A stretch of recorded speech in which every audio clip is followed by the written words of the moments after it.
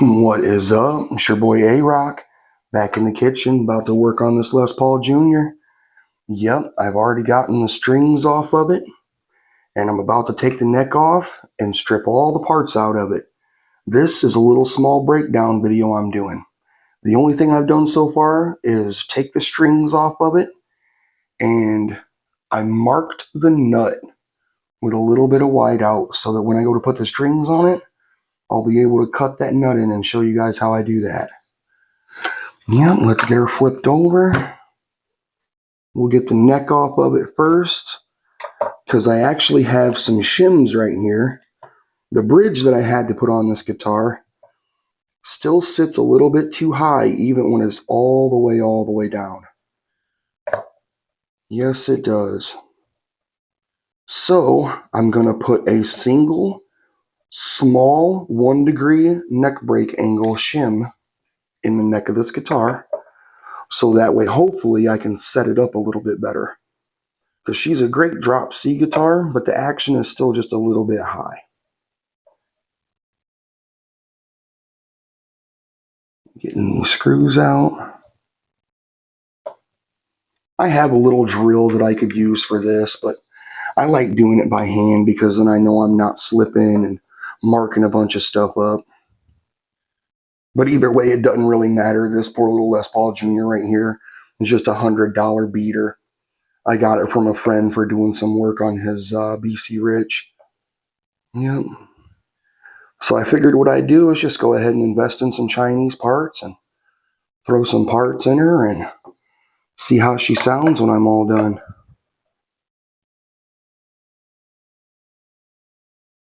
Yep, now all the parts I got new strings, I got solder for doing the soldering, I got a 3-piece drop-in electronics kit. So it's actually the tone knob, the volume knob, and the input and the switch all together that just drops in, and all you do is solder the pickups to the switch and solder the input to the input out, and then of course your bridge ground. Yep. Can't wait to do that one. Alrighty. Get that neck off of there. Set that right over there. While we got it on this side, might as well get the little electronics kit here. I like using the right size Phillip head. That way you're not stripping anything out or tearing up stuff or doing things that you shouldn't, like ruining screws. Alrighty, let's see if I can't find the right one here. Because some of these are 3-ways for doing like Game Boys type stuff. Yep. Alrighty, I think I found the biggest one. Alright. Get this put back over here. We'll get this back plate off real quick while we got it on this side.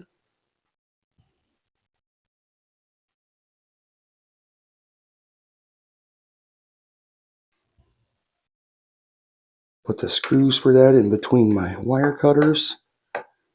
That way I'm not losing them.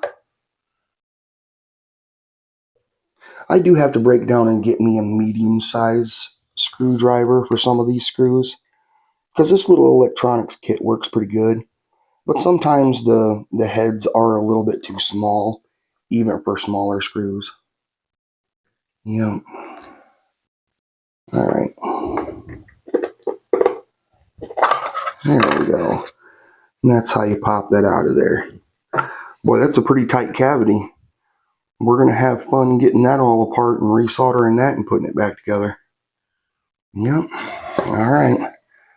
Now, I want to show y'all this bridge here, because the bridge that was on this guitar was literally so bad, it's one of the craziest things I've ever seen on a guitar. I don't understand how any luthier, even a crappy factory luthier, would even allow a bridge like that to be on a guitar. Because any person that works on guitars know that bridge should be set at a certain way. especially with the B string being a little bit farther back than the E or the G, right? This bridge, no lie, was in a reverse dovetail intonation, okay? And it was just a wraparound bridge like this one is. But this one is a much nicer quality one.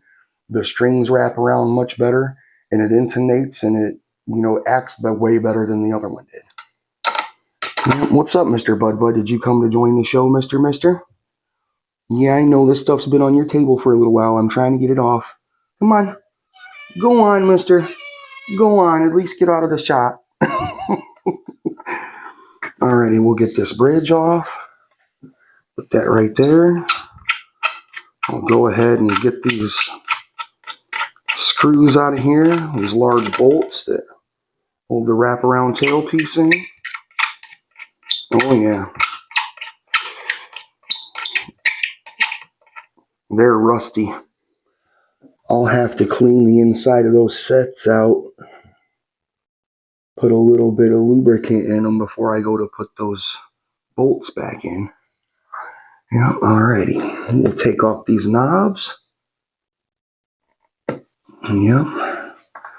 Alrighty, now we'll take our little pliers and get these bolts, or I should say the nuts, around the pots. Get them up and off. And you always want to save your bolts and your washers, or I should say your nuts and your washers, because you never know when you might need them for something else on another project. Because like I said, this one, the reason it needs a work is because the switch is going bad in it. And I figured, hey, why not spend a couple bucks on it and throw some rad parts in it and stuff? You know what I mean? Yep. I'll get that switch nut off. And then get that rhythm treble plate. I don't think it wants to come off. Oh, sure doesn't. There we go. Yep, it was glued on there. No wonder.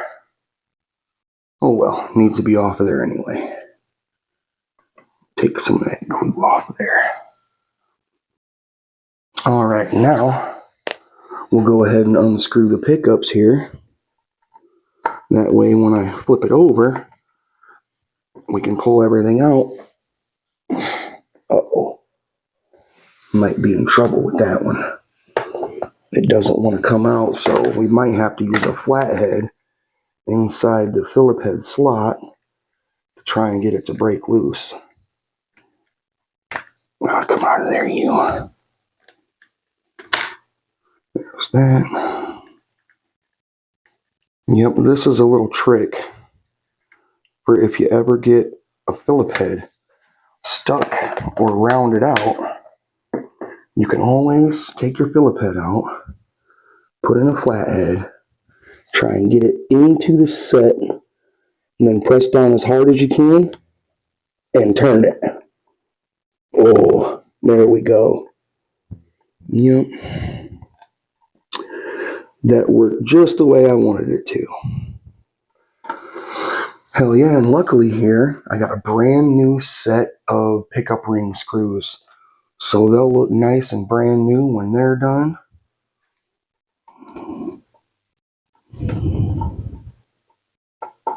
I'll go ahead and use the Phillip head for the rest of these, as long as they come out easily. Nope. And apparently I don't have a big enough Phillip head in this electronics set.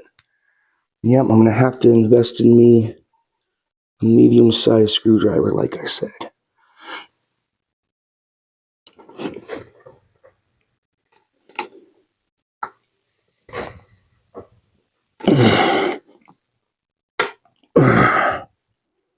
Well, hell.